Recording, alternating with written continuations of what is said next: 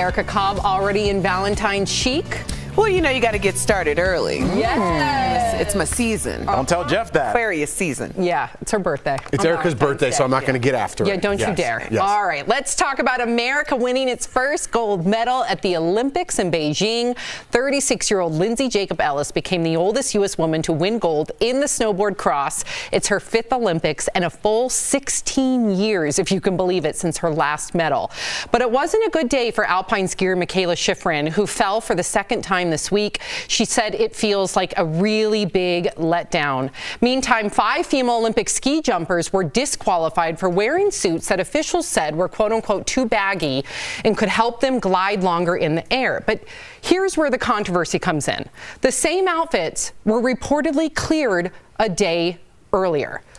You're shaking your head, Jeff. Well, to have your dreams hang on that, so to speak. I didn't mean like hanging in the air. I didn't mean to make that stupid pun. But to have, but to say like, wow, I did the best, and you okayed this outfit. I went out there and performed and did my job. Now I'm suffering because of a lack of whatever it was on your part. Like, it doesn't make any sense whatsoever. And that's like 4 years you're in training for this. It's not like you get another shot tomorrow. Decades, 4 years in between each Olympics, decades of training, blood, sweat, and tears. Yeah, I don't agree with the outfit thing. Like, being disqualified based on a technicality that could have been resolved before the event. I mean, it makes the Olympic Committee look bad. Just in general. It'll be overturned. What do you think about Michaela Schifrin? It was hard to see her like down. And you know, and I actually asked the queen of the comeback down there, Erica, about this because, you know, we're laughing, but it's like heartbreaking. You more than anybody, Sam, knows the commitment of just not like, that was a sport I played in high school and now it's kind of over, of just the commitment of almost sacrificing your youth to do one thing. And I'm sure it was all just kind of washing over her. She sat there like, it's over. Everything I trained for it wasn't for nothing, but I'm sure in the moment she was feeling it that. So I don't know. I'd ask you, what would you be feeling? I mean, it's your identity at that point as an athlete that's at that level. Everything is wrapped up in who you are. You identify as this Olympian. You're going there. You have a goal. You've probably been writing that goal since you were 6 years old on the top of your ceiling over your bed. That's what I did. Yeah, that's great. But I guarantee you they did it too. So yeah, in that moment, that split second where she's down on the slopes, you can only imagine what's flashing through her mind. Decades worth of blood, sweat, tears, sacrifices, and it's heartbreaking. Yeah. But you never know if she'll be back. Who am I? What's next? Right. What am I going to do now? I mean, it's scary. Exactly.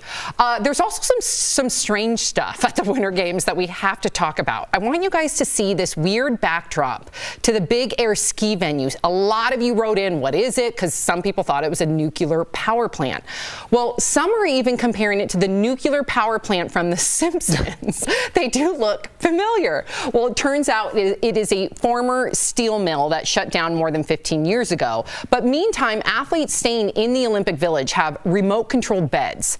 They have a variety of settings, including reading mode. They also have zero gravity mode. I wonder what that feels like. And what are the Olympians eating? Well, they get noodles delivered from the ceiling by robots. In the saddest cafeteria ever. Okay, well, we are in a pandemic, and some are posting their meals, including breakfast with peas and eggs, matcha cookies, a red bean bun, and then I want you guys to compare it to this. Okay, so this is what some of the athletes are getting who have tested positive for COVID. And this was the meal one athlete posted while staying at a state-run quarantine hotel. She said she was given the same exact meal for breakfast, for lunch, for dinner, for all 5 days. That's your COVID shame meal. We gotta treat our Olympians better than this. Are you kidding me? And that was her last post 3 days ago. Honestly, if you guys sent anybody that you cared about to like an away camp or a summer camp and they sent pictures back of that kind of food, you would go get them immediately. You'd be like, I did not pay for this. So the fact that we're treating our Olympians to what I called Shawshank Redemption on your birthday food, that's like what you get on your birthday, not every day, like when you're cool with a couple guards, you know? Right. That's a weird thing, and it's like funny, but it's not funny. Like, this is... Yeah. What? I'm picking up what you laying down, Al, except for the I would go and pick them up immediately based on that meal. Have you ever been to a camp? Yes. Like, that looks more in line with like the average camp that any of us grew up going to. Actually, that would have been an upgrade for most camps that I went to as a child. Right. Yes. But it's a major downgrade for an Olympian, especially someone who's representing their country, regardless of what country it is. They need to be treated better than that, and that is pathetic. And Jeff, you talk about nutrition and everything. We were talking about before the show, like it feels good to like focus on what you put in your body. These Olympians are hyper cognizant of that. They have nutritionists. They've been doing everything they can scientifically to tweak what they put in their body to give them their best performance. Right. That's going to give them their best performance. But I won't disparage the country anymore. But in some people's minds, you're out. Okay, you're out. You can't even taste the food anyway. So here's your meal while you're here. Ouch! Get along. Hey, listen, insult to injury. It's a rough life over there. I didn't say me. What do you think? What do you think I'm talking about? I think we're on two different pages. Yeah, I would just think that there'd be some greens or like some broccoli or something, because I would think as an athlete, when your body runs like that, there would look like there was some lamb chops, some random potatoes. Yeah. I would think that you would need like a specific But meal. you're out. You're not playing. You're not competing anymore. You have COVID. They don't care. I get that. It looks like and if you're competing, this fan will drop some mocha. Whatever. You get your food from the ceiling if you're. I don't know how good a matcha cookie is for competition either. Matcha gives you energy. And a red bean bun. Okay. Get out of here.